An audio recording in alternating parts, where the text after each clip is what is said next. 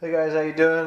Today I'm going to be talking a little bit about spinnerbait chatterbait modifications, a modification that I do.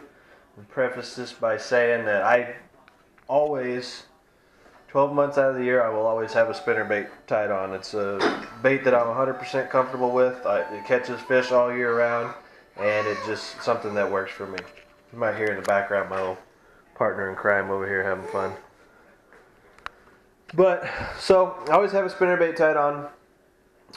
It took me a long time to find, I don't know why it took me so long, but it took me a long time to find this spinnerbait right here. And this brand is actually my favorite spinnerbait made, and this is a War Eagle spinnerbait. They have different blades, different everything. But the main reason why I love this War Eagle spinnerbait, I don't know if you can see it or not, is you see that gold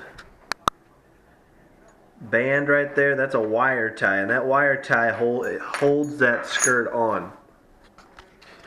So that skirt will tear apart. There will be nothing left of that skirt but that wire tie once it's all done and caught a bunch of fish, and it will catch a ton of fish. If you can see the head on this one, it's got quite a few teeth marks on it already.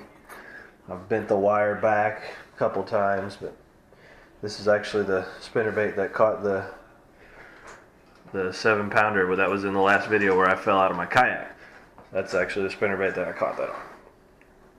So, you might ask, why would I need to do this modification? Well, I have a ton of other spinnerbaits that I have from previously bought before I found these War Eagle spinnerbaits, so I like a lot of them. This one just happens to be a Booyah 3/8 ounce spinnerbait with a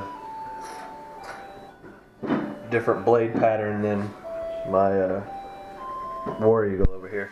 So I like to throw a couple different blades at the same when I go out, just to see what they're hitting on.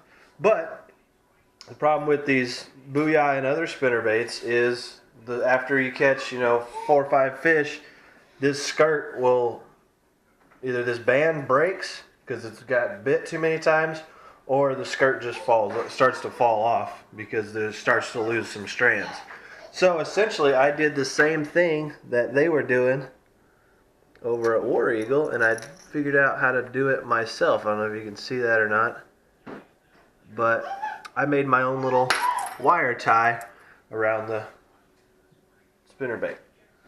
So very simple how I did that. I had like a little spool of wire at home. It's just real thin wire. I believe it's like 16 gauge.